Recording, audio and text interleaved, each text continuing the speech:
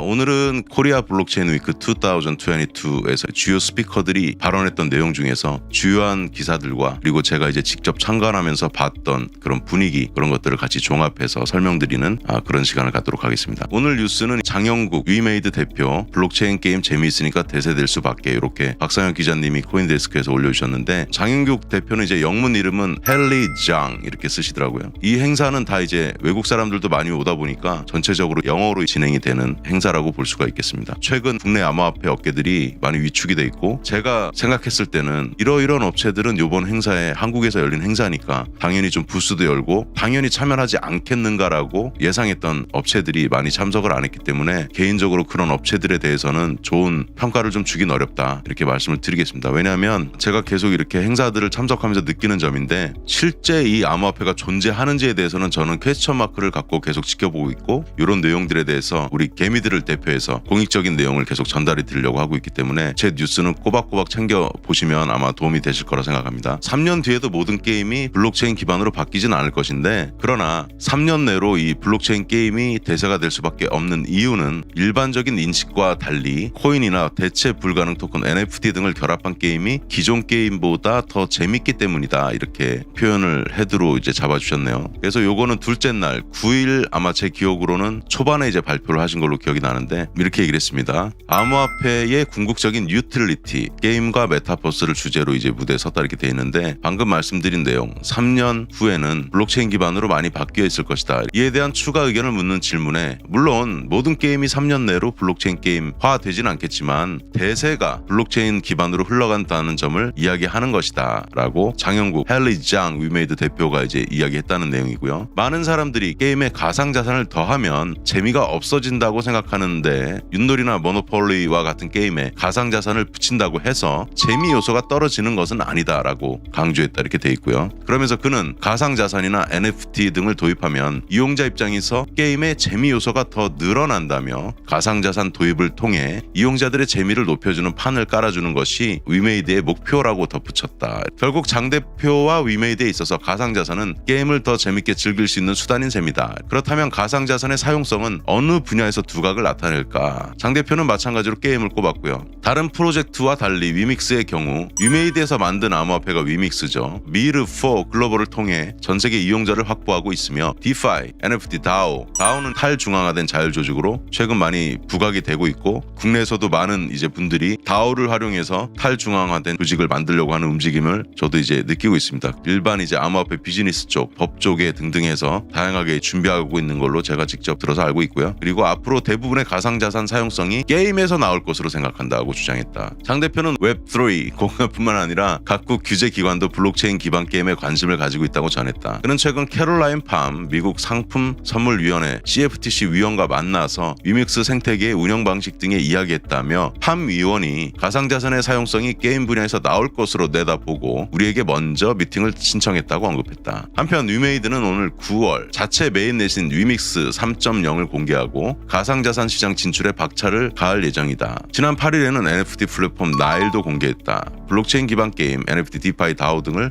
모두 자체적으로 확보한 셈이다. 새로 암호화폐를 더 발행하거나 이럴 수도 있긴 있는데 아마 현재로선 그건 쉽지는 않을 거고요. 왜냐하면 이제 위메이드가 위믹스를 발행함으로 인해서 위메이드의 투자에 자금 조달을 한, 쉽게 얘기해서 메비우스의 띠 같은 암호화폐를 발행해서 이제 발생한 자금, 확보된 자금을 위메이드에다가 다시 재출자하는 방식으로 투자한 부분에서는 좀 비난을 받을 수 있는 포인트고, 저 역시 그거는 비판하고 있는 포인트이기 때문에 그런 부분에 있어서는 추가로 만약에 암호화폐를 발행한다? 그러면 심각한 비난에 아마 처할 수 있는데, 이런 경우는 있을 수 있어요. 우리가 차일드 체인이라고 얘기하는데, 위믹스의 뭐 차일드 체인을 발행해서 활용하겠다 정도는 통상적으로 또 암호화폐 업계에서 많이 발생하는 일이기 때문에 그 정도까지는 가능할지 모르겠지만, 위믹스하고 동일한 레벨의 암호화폐를 추가 발행한다? 그거는 아마 미국 SEC에서도 매우 심각한 사안으로 다룰 수도 있습니다. 위메이드의 발빠른 확장 정책의 일각에서는 완성도에 대한 우려도 나온다. 모든 서비스를 동시에 추진하기는 어렵다는 판단에서다. 이에 대해 장 대표는 우리가 모든 서비스를 다 직접 개발하는 게 도전적인 시도인 것은 맞다며, 그러나 다른 게임 프로젝트와는 달리 우리는 블록체인 기반 게임, NFT 등을 오래전부터 실험해왔다고 설명했다. 그러면서 그는 디파이 분야에서도 우리는 클레바를 운영하는 등 경험이 있다며, 위메이드가 지금까지 했던 것처럼 개발하면 서비스 동시 운영에 문제는 없을 것이라고 강조했다. 그리고 이건 이제 사담으로 이제 말씀을 드린 건데, 희한하게 이제 장영국 장유국 위메이드 대표가 연설을 할 때 마이크가 이제 안 나오는 잠깐 방송 사고가 발생을 했어요. 그랬더니 장유국 대표가 어떻게 이야기하고 넘어갔냐면 이제 영어로 표현을 했는데 제가 그냥 목소리를 크게 할까요라고 했더니 이제 사람들이 살짝 웃는 이제 장면들이 있었고 이 행사에서 제가 참석했던 사진들은 제가 유튜브 커뮤니티에 사진으로 올려드리든지 아니면 영상으로 짧게 스케치처럼 편집을 해서 올려드리든지 공유를 해드릴 수 있도록 하겠습니다. 그리고 이제 이런 박상혁 기자님 같은 분들이 옆에서 기사들을 많이 작성하고 하시는데 이 기자분들은 팩트에 의한 기사를 쓰실 수밖에 없어요. 그래서 제가 하고 있는 역할은 뭐냐면 팩트를 기반으로 잘 작성해 주신 기사에다가 제 인사이트를 더해서 의견을 좀 더 분석해서 전달해 드리는 것이 블록체인 인사이트가 지향하고 있는 방향이다. 이렇게 말씀을 드리면서 오늘 뉴스는 여기까지 전달을 해드리도록 하겠습니다. 여기까지 블록체인 인사이트 QST였습니다.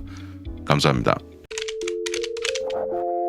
오늘 뉴스는 대단히 중요한 뉴스라고 볼 수가 있어요. 8월 5일에 이제 보도가 되긴 했지만 제가 다시 좀 정리를 해드리려고 조금 이제 밀어놨었는데 블랙록하고 코인베이스가 이제 기관 투자자 서비스 제공에 나선다는 뉴스예요. 이게 이제 단순히 보면 일단 일반 투자자들이 블랙록에 대해서 잘 모르시는 분들도 많기 때문에 오늘 제가 뉴스 훑어드리고 종합적으로 이 뉴스가 암호화폐 투자 시장에 어떤 의미를 갖는지에 대해서 제 나름대로 면밀하게 좀 분석을 해서 전해드리도록 하겠습니다. 자, 8월 5일 코인데스크 박록찬 기자님이 올리신 기사죠. 세계 최대 자산 운용사 블랙록이 북미 최대 가상 자산 거래소 코인베이스와 파트너십을 맺으면서 블랙록 기관 투자자들의 가상 자산 투자가 가능해졌다. 4일 코인베이스 발표에 따르면 코인베이스와 블랙록의 투자 운용 플랫폼 알라딘 계정을 모두 가진 투자자는 가상 자산 거래, 수탁, 프라임 브로커리지 등 서비스를 모두 이용할 수 있게 됐다. 서비스는 기관 투자자들에게 전용되는 거래 플랫폼인 코인베이스를 통해 제공되며 양측은 플랫폼 통합 및 기능 추가를 이어가기로 했다. 여기에 이제 중요한 내용들이 지금 많이 녹아 있어요. 자, 제가 나중에 종합적으로 정리해 드릴게요. 블랙록의 이제 글로벌 전략 생태계 파트너십 총괄 조셉 찰롬은 우리 기관 투자자들의 디지털 자산 시장 투자에 대한 관심이 점점 높아지고 있으며 이들 자산의 운용 사이클을 효율적으로 운영하는 데 대한 관심도 높다며 알라딘과의 연결을 통해 고객들은 현재의 포트폴리오 관리와 거래 워크플로우에 비트코인을 직접 넣어두고 전체 자산 종류에 비추어 포트폴리오를 볼 수 있을 것이라고 말했다. 이렇게 돼 있네요. 그리고 2022년 2분기 현재 블랙록의 자산은 8.5조 달러 규모로 알라딘을 이용하는 기관 투자자는 200곳이 넘는다. 블랙록과의 파트너십 소식에 코인베이스 주가는 31% 급등했다. 최근 사실 코인베이스 주가가 계속 약세를 면치 못했었는데 직원들 해고건도 대량 해고건도 있었고 또 SEC하고 지금 충돌이 많이 있죠. 여러 가지 뭐 배임 문제라든가 상장을 또 해주는 데 있어서 또 뭐 이렇게 짬짬이로 해줬다든가 이런 부분들이 있었는데요. 제가 일단 이 뉴스 그 다음에 다음 뉴스 보고 종합적으로 의견 드리는 게 좋을 것 같습니다. 자, 이건 이제 10일 기사인데 요거는 이제 토큰 포스트 기사고요. 홍광표 기자님이 올려주신 건데 캐시우드 비트코인 블랙록 시장 진입으로 2배 이상 상승 가능. 이제 캐시우드가 돈나무 언니라고 주로 불리는데 이분은 좀 비난을 많이 받은 게 뭐냐면 올해 초인가 작년 가을쯤에 코인베이스 주식을 대량 매도했어요. 그래가지고 비난을 많이 받았는데 근데 이렇게 얘기는 했죠. 중장기적으로는 암호화폐 시장에 대해서 유망하다고 보고 있지만 지금 회사 아크 인베스트일 거예요 아마. 거기 대표인데 우리가 이제 포트폴리오 관리상 일부 좀 정리를 한 거다. 근데 그 량이 제가 숫자는 지금 정확히 기억 안 나지만 상당히 좀 컸기 때문에 코인베이스 주가 하락의 주범으로 이제 많은 이제 비난을 받았죠. 그런데 제가 봤을 때는 이 캐시우드라는 이제 사람이 중장기적으로는 암호화폐 시장에 대해서 긍정적으로 보는 건 맞긴 맞아요. 그리고 뭐 이런 대표들은 뭐 사고 팔지 말아야 되냐, 무조건 들고 있어야 되냐 이렇게 또 물어보면 이제 할 말은 없는데 그 량이 좀 과도하고 많았다. 그리고 상승할 거라고 계속 이야기는 하지만 자기는 매도했다는 부분에 대해서 비난을 받을 소지가 있는 것이죠. 자, 한번 보겠습니다. 여기 나와 있죠. ARK 인베스트먼트 창업자. 자, 캐시우드 아크 인베스트먼트 창업자가 최근 유튜브 채널을 통해서 블랙록이 이제 암호화폐 시장 진입을 하게 되면 비트코인 가격이 2배 이상 오를 수 있다. 블랙록이 아마 투자 포트폴리오의 2.5%를 비트코인에 할당할 것이고 이거는 사실 캐시우드 개인의 생각일 수 있습니다. 이를 수치화하면 비트코인 시장에 약 1조 달러 하나로 1307조 정도 상당의 수요가 투입되는 것이라며 상대적으로 유동성이 부족한 비트코인 시장에 1조 달러의 자금이 투입되면 적어도 비트코인이 2배 이상 오를 것 같다. 저는 뭐 사실 이거보다 훨씬 많이 오를 거라고 예상하고 있지만 그건 다음 기회에 다뤄드리도록 하고요. 크립토 바하마 컨퍼런스에서 이렇게 향후 기관 투자자들의 비트코인 투자 비중이 포트폴리오의 2.5%까지 확대될 것. 이건 이분의 좀 뇌피셜인 것 같고, 그리고 지금 현재 기관 투자자들의 BTC 및 암호화폐 투자 비중이 좀 미미하지만 점차 확대될 것이다. 그리고 이제 지난 4일 아크 인베스트먼트는 기관 대상 암호화폐 거래 커스터디 서비스 제공을 위해서 코인베이스와 파트너십을 체결했다. 그래서 아마 작년 가을이었던지 올해 초인지 지금 조금 헷갈리는데 대량 매도를 좀 했었고, 그 이후에 이제 파트너십을 체결했다는 거는 아크 인베스트먼트는 뭐 암호화폐만 투자하진 않겠죠. 주식도 투자하고 하겠지만 채권이나 암호화폐에 대해서 긍정적으로 계속 보고 있다, 이런 스탠스로 봐주시면 될 것 같고요. 자, 그리고 45년 동안 사업을 해왔지만 지금과 같은 좋은 기회는 본 적이 없다. 블록체인을 비롯한 파괴적 혁신 시장은 현재 10조 달러, 약 1경 규모이나 2030년에는 한 27경 정도에 이를 것, 이렇게 돼 있는데, 여러분들이 이렇게 뉴스를 보시면 일일이 뭐 이 1경 이게 얼마고 뭐 이런 것들을 비교할 만한 내용이 있어야 되기 때문에 제가 좀 정리를 해왔습니다. 그걸 보면서 말씀을 드리죠. 자, 블랙록의 총 투자 규모가 1경원입니다. 1경원. 아마 경이라는 단위는 우리가 일반적으로 다루는 단위가 아니고 대한민국 총 예산이 뭐 607조 정도 돼요. 그런데 1경이 얼마라고 우리가 알고 있으면 되죠? 1000조가 아니고 만조예요. 만조. 그러니까 조의 만배. 그런데 뭐예요? 대한민국 2022년 총 예산이 607조 원 규모인데 비트코인 또 시가총액은 지금 좀 많이 하락해서 600조 원이에요. 그러면은 비트코인이 지금 한 4분의 1 토막 정도 나 있다고 보면 64, 24 최소 2,400조 원에서 3,000조 원까지 시가총액이 올랐다가 지금 하락한 상태인데, 묘하게 대한민국 총 예산하고 지금 아주 비슷한 상태에 와 있습니다. 그런데 아까 그 돈나무 언니 캐시우드가 주장한 것처럼 추정한 거겠죠. 블록록의 투자 금액 중에서 이 1경원 중에서 말하는 겁니다. 2.5% 비트코인의 포트폴리오 할당시 약 1조 달러 하나로 1,307조 원 정도가 이제 투자될 수 있겠다, 이렇게 얘기하는 거고요. 그리고 이 투자 금액이라는 것 자체가 1경원을 얘기하는 게 아니라 아마 이분은 추정하기로는 1경원을 블랙록도 현금을 들고 있을 테니까 1경원의 반절의 2.5%에서 계산을 좀 한 것 같고요. 그리고 이제 미국 주요 채널이죠. CNBC는 이렇게 얘기했어요. 아까 나왔던 내용인데 블랙록의 투자 관리 플랫폼 알라딘의 암호화폐 서비스 기능을 지원할 예정이다, 이렇게 돼 있는데,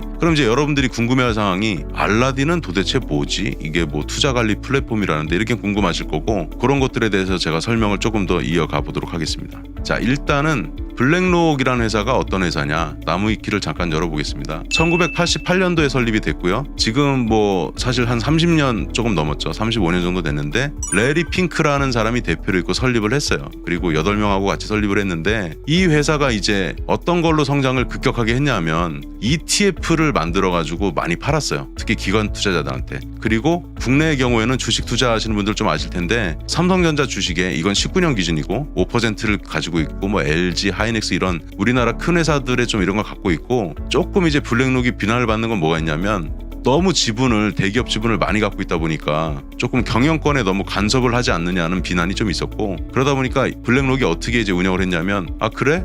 그러면 우리는 ESG 구조로, 여기 환경사회 지배 구조, 이렇게 ESG는 여러분들 많이 아시는 거고, ESG 펀드를 만들어서 블랙록이 우리는 그냥 단순히 투기를 위한 투자를 하는 회사가 아니야, ESG를 추구하는 좋은 회사야. 그랬는데 어떤 비난이 있었냐면, 이름은 ESG 펀드인데 세계적인 석유 회사들의 투자한 사실이 밝혀져가지고 역행했다는 좀 비난도 받았죠. 그리고 블랙록이 되게 중요한 게 뭐냐면, 지난번에 제가 잠깐 소개해드린 흑인분 윌리 아데에모, 그 제닛 옐런이 이제 재무부 장관이고, 이 사람은 이제 부재무부 장관이죠. 그리고 조 바이든 정부에 계속 등용이 되고 있는데, 블랙록 출신 인사들이 차기 조 바이든 정부에 대거 등용되고 있어요. 한 제가 알기로 8명 정도 이제 그 전부터 이제 등용된 걸로 알고 있는데, 대표적인 사람이 지난번에 제가 이제 컨퍼런스 2022 by 코인데스크 행사에서 윌리 아데모를 저도 직접 처음 봤는데 정말 똑똑한 사람이더라고요. 81년생인가 이 정도로 된 걸로 알고 있는데, 이분이 나중에 아마 시간이 지나면 재무부 부장관이지만 저는 개인적으로 재무부 장관까지 올라갈 수 있는 사람이다, 이렇게 좀 보여졌습니다. 그래서 이제 블랙록에 대한 부분은 이 정도로 설명을 드렸고요. 그래서 1경 정도까지 다루는 회사로 성장을 했다. 자, 여기 이제 블랙록 홈페이지에 가시게 되면 이렇게 나와 있고요. 여러 가지 리포트 같은 것도 좀 나올 수 있는데, 여기가 이제 맨 처음에 열었을 때 메인이고, 이거 뭐 한글 서비스도 지원이 되는 걸로 알고 있습니다. 일단 홈페이지는 이렇게 되어 있고요. 뭐 About 블랙록 해서 유튜브 영상들도 많이 나와 있고, 그러면 알라딘이 도대체 뭐냐? 자, 알라딘이 우리가 아는 그 도서 서비스 알라딘이 아니고 블랙록에서 자체 개발한 투자하는 플랫폼인데 ETF를 잘 다루는 걸로 좀 정평이 나 있고, 알라딘은 사실은 개인 투자자들은 규모가 작기 때문에 알라딘을 이용하는 비중은 거의 없을 거고요. 주로 기관 투자자들이 여러 투자를 하는데 채권 투자도 하고 주식도 하고, 예를 들면 새로 이제 시작되는 암호화폐도 하고, 이런 거를 갖다가 편리하게 투자할 수 있게 만들어준 플랫폼입니다. 그래서 영상 간단히 한번 좀 소개해 드릴게요.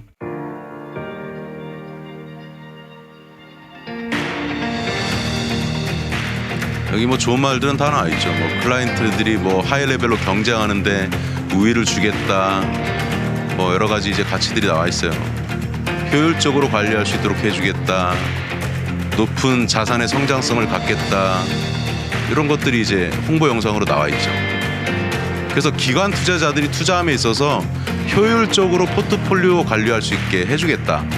그래서 여기 알라딘 바이 블랙록 이렇게 나와 있고요. 여기 나와 있습니다. 그래서 세부적인 이제 방법을 제가 지금 보여드리지는 않지만, 알라딘이라는 것이 뭐냐라고 했을 때, 기관 투자자들이 대량의 투자 금액을 굴리는 이제 펀드 매니저들도 있고 하죠. 그래서 연금 이런 데들이 크잖아요. 보험사 이런 데들이 알라딘을 활용해서 수익을 꾸준하게 낼 수 있도록 그렇게 지원하는 시스템이다. 이렇게 보시면 되겠습니다. 그리고 이제 블랙록은 어디에 위치하고 있느냐? 제가 이제 설명을 좀 드려볼게요. 자, 먼저 이게 미국이죠. 자, 그 다음에 이제 샌프란시스코는 이 서쪽 위쪽에 있죠. 확대해서 보여드리겠습니다. 자, 이쪽에 가면은 지금 다 설명을 못 드리지만 여러분들이 아시는 그 315 몽고메리 스트리트가 리플이 있는 건물이고요. 자, 여기 이제 블랙록이 위치하고 있고, 이 주변에 암호화폐 업체들이 꽤 많이 위치해 있습니다. 뭐 솔라나 같은 것들도 있고, 제가 지난번 이제 5월 출장 때 실제 이제 눈으로 좀 확인을 하고 왔었고요. 그 다음에 이제 여기에 이제 어떤 업체들이 모여 있는지 한번 볼까요? 자, 아까 그 지도를 옮겨놓은 겁니다. 그래서 여기에 지금 제가 표시를 안 했지만 요 와이어드라는 위치, 여기가 이제 블랙록 정도가 있는 위치고, 그 근처에 뭐 인스타그램이라든가 드롭박스라든가 그다음에 에어비앤비라든가 트위터라든가 젠데스크라든가 우버라든가 많은 이제 유명한 우리가 알만한 업체들이 여기 많이 모여 있다. 이렇게 좀 보실 수 있겠고요. 본사는 블랙록은 뉴욕에 있는데, 이건 이제 샌프란시스코에 있는 블랙록 이제 회사고요. 요 앞쪽하고 요 노란 건물, 그 다음에 이 뒤쪽에 크게 솟아 있는 건물은 아마 아시는 분들은 아실 텐데 salesforce.com이라고 그래가지고 회사들 기업에서 CRM이나 이런 것들 전체 이제 고객 관리하거나 이런 프로그램들 쓰는 게 있어요. 그 이제 회사가 있고, 여기 이제 salesforce.com 이게 메인 건물이고, 요 주변에 건물이 몇 개 더 있습니다. 그리고 블랙록도 요 오른쪽에 지금 사진에는 안 나와 있지만 옆으로까지 하면 사진에는 크게 보이지 않는데 실제로 앞에서 보면 엄청나게 큰 빌딩이에요. 이 빌딩도 이렇게 돼 있고요. 그 다음에 앞에 이제 블랙록 이렇게 써 있고, 1층에는 뭐 아는 분들은 또 아시는 치폴레 멕시칸 또 이렇게 타코 파는 이제 매장이 있죠. 자, 그래서 다시 또 넘어가서 그 다음에 이제 보면 이렇게 연결을 해드릴게요. 대표적인 미국 종목들의 시가총액 순위가 나와 있는 건데, 뭐 1등이 지금 이제 골드예요. 골드, 금. 그 다음에 여기 애플, 3위가 사우디 아람코, 마이크로소프트, 뭐 구글 쭉 나와 있는데, 비트코인이 이제 순위가 몇 등까지 갔었냐면은 한 7등, 8등까지 갔었던 걸로 제가 알고 있는데, 지금 12등 정도로 밀려있죠. 그래서 이렇게 뭐 엔비디아, 존슨앤존슨, 뭐 비자 이런 카드도 있고, 그래서 여기에는 이제 금뿐만 아니라 여러 가지 이제 광물 같은 것들도 다 이렇게 표시해서 표현을 하고 있다. 그렇게 보시면 되겠고요. 자, 그래서 마지막으로 이제 정리를 해드리자면, 뭐 이렇게 질문할 수도 있겠는데, 블랙록이 여기 뭐 샌프란시스코 있는 게 그렇게 중요한가요? 엄청나게 중요하죠. 왜냐하면 자, 설명을 드리겠습니다. 자, 여기 이제 샌프란시스코가 있고요. 그 다음에 쭉 내려오면 이제 팔로알토를 위시한 여기 이제 애플이나 마이크로소프트들이 몰려 있는 요 지역을 실리콘밸리라고 하고, 이 쿠퍼티노, 애플이 쿠퍼티노에 있죠. 그 다음에 이제 산호세라는 요 지역도 보면 부호들이 많이 사는 지역이에요. 그리고 이제 아마존 제프 베조스는 이쪽에 사는 걸로 알고 있고, 자, 그러면 여기가 이제 그 어떻게 보면 실리콘밸리부터 쭉 위시해가지고 금융부터 해서 나오고 있는데, 참고로 샌프란시스코는 이제 미국에서 3위권 도시입니다. 자, 여기에 이제 블랙록이 샌프란시스코에도 위치하고 있고, 아래쪽에 있는 뭐 애플이라든가 마이크로소프트라든가 이런 회사들이 많이 있고, 투자할 만한 회사들이 여기에 엄청나게 많이 모여있다는 사실이에요. 그래서 블랙록이 왜 이 위치에 지금 위치하고 있는가는 저는 매우 중요하다고 생각하고, 시사점이 많이 있기 때문에 제가 직접 가서 방문해서 이제 체크를 하고 했던 것이었죠. 마지막으로 마무리해드리겠습니다.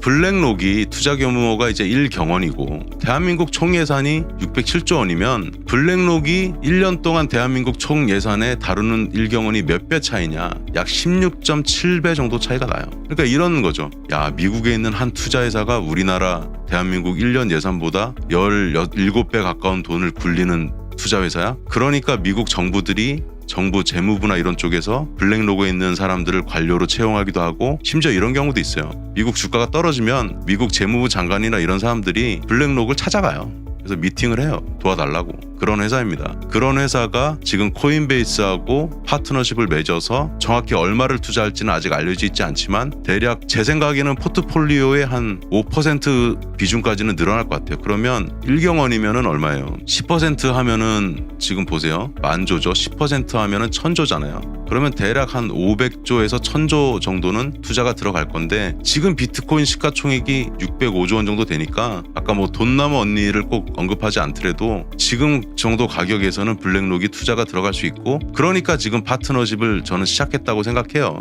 그래서 앞으로 기관 투자자들이 주로 투자하는 플랫폼 알라딘에 많은 이제 미국에 있는 투자 회사 또 외국계 또 투자 회사들이 알라딘을 또 이용하면서 투자하게 되면 비트코인이 가격이 지금 우상향하는데 많은 도움이 되지 않겠느냐 이렇게 생각하고 있습니다. 자, 오늘은 제가 이제 블랙록과 코인베이스의 이제 파트너십이 갖는 그런 의미에 대해서 제가 알고 있는 이제 지식을 좀 더 보태가지고 저는 매우 긍정적으로 보고 있고 이것이 국내 금융권, 은행, 투자사, 증권사 등에 많은 영향을 줄 것이다. 그럼 우리나라는 어떻게 되겠어요? 연금 투자라든가 이런 부분들을 지금 금융사들이 투자하게 하고 싶은데 법적으로 안 돼 있으니까 계속 지금 금융위원회에다 요구를 하고 있죠. 제 최근 기사를 또 참고해 보시면 좋을 것 같아요. 대체거래소 나오네 이렇게 이야기들이 나오고 있죠. 2024년에 시작할 것이라고.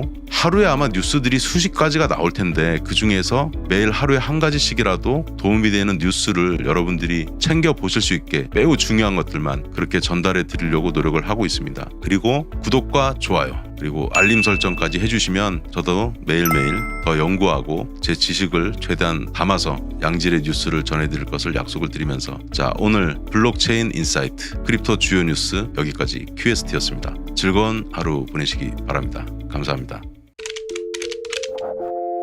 오늘 이제 전해드릴 내용은 또 좋은 뉴스죠. 8월 17일 디지털 자산 TF 첫발 디지털 자산 기본법 ICO 도입 논의 조선비즈 이정수 기자님이 작성해 주신 기사입니다. 먼저 이 기사를 설명드리기 전에 11일 기사를 잠깐 가서 보도록 하겠습니다. 김주현 금융위원장 디지털 자산 TF 통해서 관련 법안 검토할 것 이렇게 말씀을 하셨고요. 민간 전문가, 정부 부처, 유관기관 등을 포함한 태스크포스를 출범해서 현재 계류 중인 디지털 자산 기본법을 검토하겠다고 밝혔다. 이렇게 내용이 나와 있었습니다. 이 내용을 잠깐 보시면은 TF를 통해 현재 논의되고 있는 디지털 자산 관련 법안 등을 빠르게 검토할 예정. 현재 국회에는 가상자산업법 제정안 7건, 특금법 개정안 2건 등을 포함해 13개 법안이 계류 중이다. 이렇게 나와 있는데요. 제가 이제 알고 있는 내용을 조금 보탠다면 이런 거예요. 국회에서 이제 국회의원들이 300명 정도 있는데 그 중에 가상자산업법 제정안을 낸 분들이 최소 7건이니까 7분이 계신 거고 특금법 개정안을 또 2건이니까 겹칠 수는 있겠지만 또 한 2분 정도 내신 거고 토탈 13분 정도가 최대 겹치지 않는다고 가정하면 법안을 내신 거예요. 근데 여기서 발생하는 문제는 뭐냐면 법안들이 중복되는 내용도 있을 수 있고 어떤 법안은 포괄적인데 어떤 법안은 좀 협소하다든가 이러면 사실은 이 13개 법안들이 다 통과되면 어떻게 되냐면 법이 뭐 쉽게 말해서 개판이 되는 거죠. 그래서 이거를 정리할 필요가 있기 때문에 금융위원장 생각은 겹치는 내용도 많고 하니까 TF를 꾸려가지고 해결을 하자 이렇게 된 것이죠. 그래서 11일 언급한 대로 TF가 17일 수요일 날 처음 시작을 하게 되는데 여기서부터 내용을 정리를 또 보면서 해드리겠습니다. 첫 번째 회의를 이제 진행하는 거예요. 우리가 보통 킥오프 한다고 하는데 디지털 자산 기본법 제정과 여러 투자자 보호 방안 도입에 대해서 논의할 예정이다. 이렇게 나와 있습니다. 16일 가상자산업계 관계자에 따르면 디지털 자산 민간 합동 TF는 윤석열 정부 출범 전 대통령직 인수위원회에서 활동하거나 자문 역할을 했던 인사들이 여러 참여한 가운데 회의를 개최한다. 이 말은 무슨 뜻이냐면 대통령직 인수위원회에서 활동했던 분들이 그대로 좀 이어지면서 연결성을 갖고 업무를 진행하는구나. 지난번에 윤석열 대통령이 이제 국정과제 110개를 발표할 때 디지털 내용 관련된 것은 제가 영상으로 따로 제작을 해서 올려놓은 게 있으니까 참고하시면 되겠고요. 당시 인수위에서는 디지털 자산 기본법 제정, 그 다음에 중요한 내용은 가상자산 공개 허용,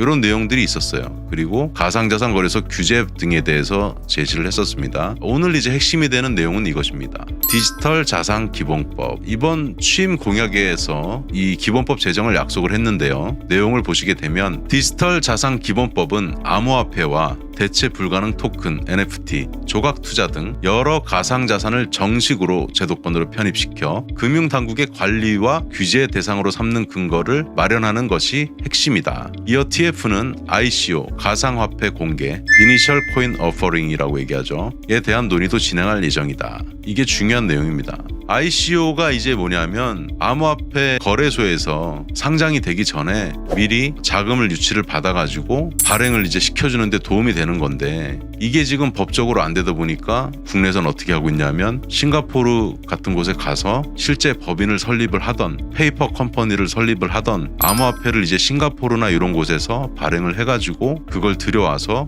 우리나라 암호화폐 거래소에서 상장을 하는 거거든요. 그러다 보면은 쓸데없이 이제 싱가포르 가서 돈을 다른 쪽에 연결된 이제 회사랑 일을 해야 될 수도 있으니까 국부 유출에 대한 이제 우려도 있는 거고 멀쩡하게 국내에서 이제 상장시켜서 하고 있는데 법이 없다 보니까 지금 해외에 나가서 하고 있는 이게 현실이 지금 안 맞잖아요. 법하고 법이 없으니까. 그래서 저는 개인적으로 ICO는 당연히 도입이 됐으면 좋겠다는 생각이고 다만 금융위원회에서는 ICO 도입을 통해서 부실한 기업 등이 마구마구 코인을 발행하는 것을 방지할 계획이다. 이 부분이 저는 훨씬 더 중요한 포인트다. 이렇게 말씀을 드리고 싶습니다. 그리고 TF는 이런 내용으로 진행이 된다고 얘기를 하는 거죠. 미국과 유럽 등 해외 법안과 규제 도입 상황을 참고하여 규제 방향을 정할 것으로 보이고 가상자산은 국경을 뛰어넘는 초국가적 성격을 갖고 있기 때문에 공통의 규제가 적용되지 않으면 그 실효성이 떨어질 수 있기 때문이다. 이 말 그대로 이 내용입니다. 24시간 전 세계 국가들이 암호화폐 거래소가 동시에 작동하는 그런 특이한 이제 시장이기 때문에 공통의 규제가 적용되지 않으면 실효성이 떨어질 수 있다 이 말이고요.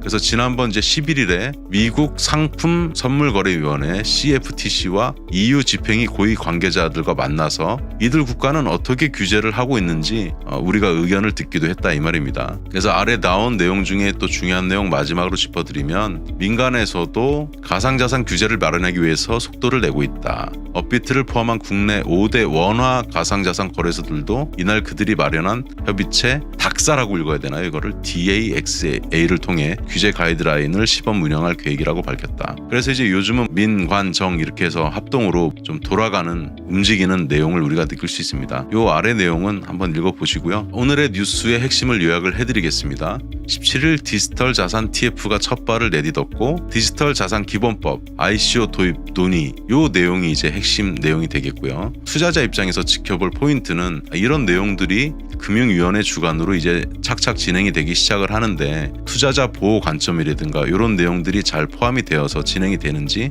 우리는 눈에 불을 켜고 좀 감시하고 지켜볼 필요가 있겠다. 이 부분이 오늘 뉴스의 핵심이라고 할 수 있겠습니다. 자, 오늘은 또 기분 좋은 뉴스 전해드리면서 블록체인 인사이트 저는 큐에스트였습니다. 감사합니다. 자, 오늘도 좋은 소식을 하나 가지고 왔는데요. 토큰포스트에서 나온 기사인데 구글 모기업 알파벳 블록체인 투자 압도적 1위 삼성도 활발이라는 기사를 제가 가지고 왔고요. 기사를 소개해드린 이후에 제가 간략히 정리한 테이블을 가지고 설명을 마무리해드리는 것으로 오늘 진행하겠습니다.